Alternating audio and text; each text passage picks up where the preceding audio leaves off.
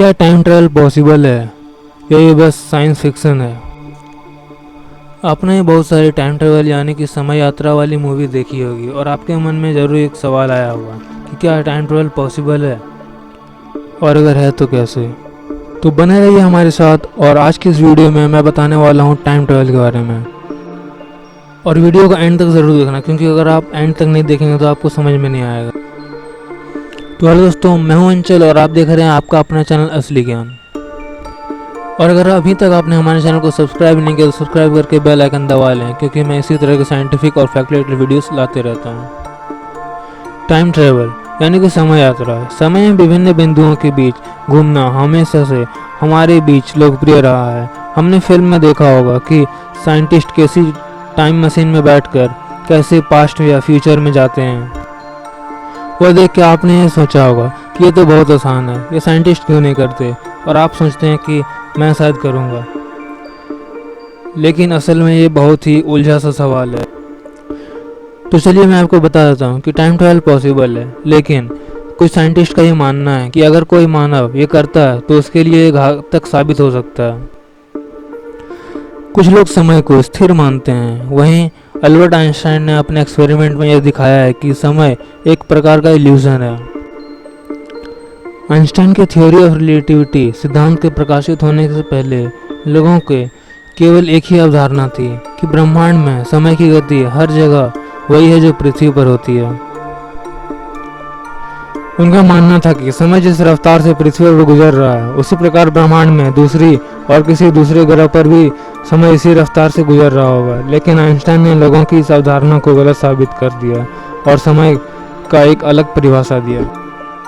Albert Einstein ने बताया कि समय और अंतरिक्ष एक दूसरे से जुड़े हुए हैं, जिसे स्पेस टाइम कहते हैं। समय एक फोर्थ डायमेंशन है यानी कि चौथा आसमा है और समय की गति को धीमा या तेज किया जा सकता है।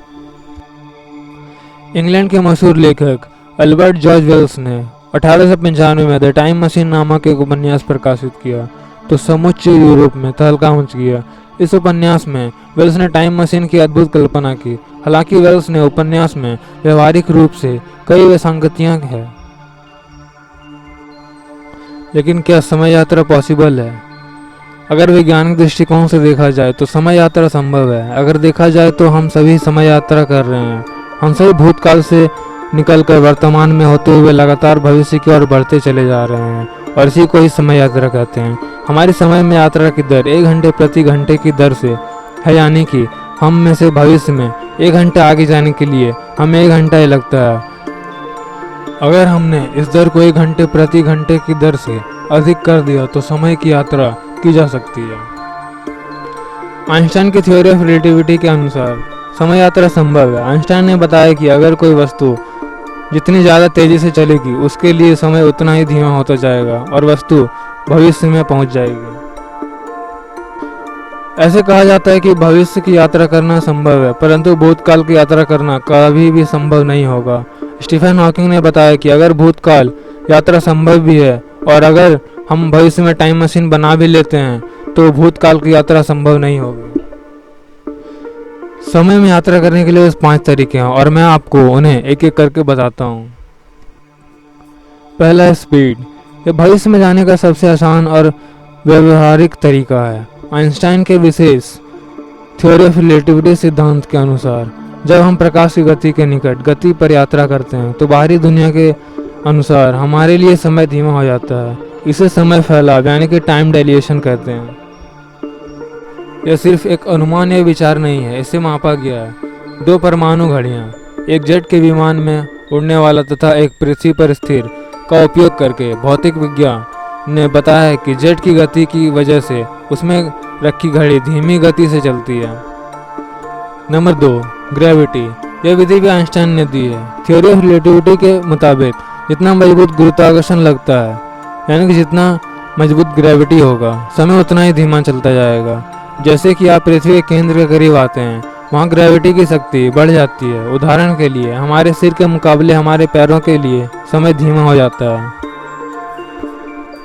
फिर इस प्रभाव को मापा भी गया। 2010 में US national institute of standard and technology के साइंटिस्ट ने सेल्फ पर 2 परमाणु घड़ियों को रखा जो एक दूसरे 33 सेंटीमीटर ऊपर थी और टिकिंग की दर में अंतर को मापा गया और पाया गया कि निचली घड़ी थोड़ी धीमी हो गई है क्योंकि यह थोड़ा मजबूत गुरुत्वाकर्षण महसूस करती है।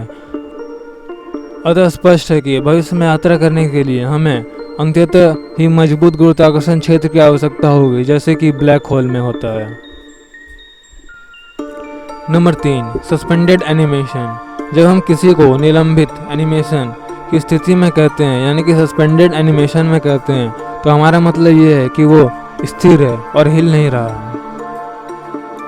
भविष्य में यात्रा करने का ये एक और तरीका हो सकता है कि हम समय की अपनी धारणा को धीमा कर दें या अपनी शारीरिक प्रक्रियाओं को रोक दें और बाद में उन्हें पुनः आरंभ करें। बैक्टीरियल स्पोर्स निलंबित एनिमेशन की स्थिति में लाखों साल तक जीवित रह सकते हैं जब तक कि तापमान में नमी की सही स्थिति न हो, मेटाबॉलिज्म शुरू नहीं करती।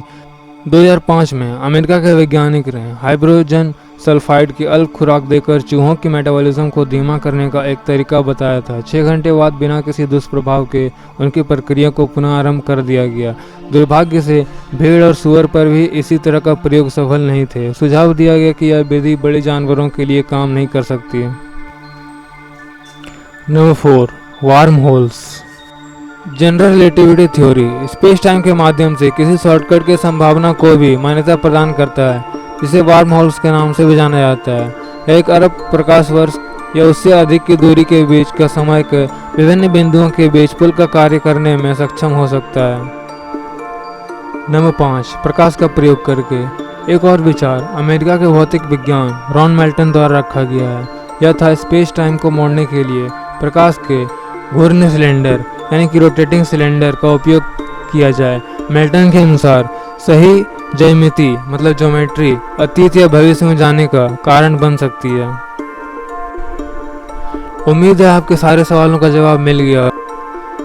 तो बस दोस्तों, आज के लिए बस इतना ही। और आपको हमारा वीडियो ज़रा सा भी अच्छा लगता है तो इसे लाइक और शेयर जरूर करें और हमारे चैनल को सब्सक्राइब करके बेल आइकन दबा लें ताकि आप एक भी वीडियो मिस ना करें।